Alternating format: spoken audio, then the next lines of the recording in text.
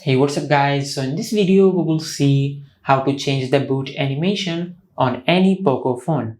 Now to do that, just open the themes app. Now from here, just tap on my account. Now from here, just tap on customize theme. Now from here, just tap on boot animation. Now from here, just select the boot animation style you like. Just like that. Now from here, tap on apply. Now from here, once you have selected the boot animation style you like, just go to your home screen. Now from here, just press and hold on the power button.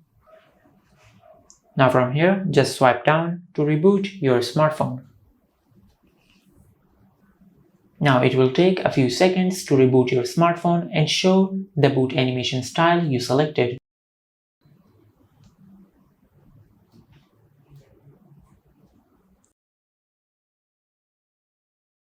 Now as you can see, this is how you can change the boot animation style on any Poco phone.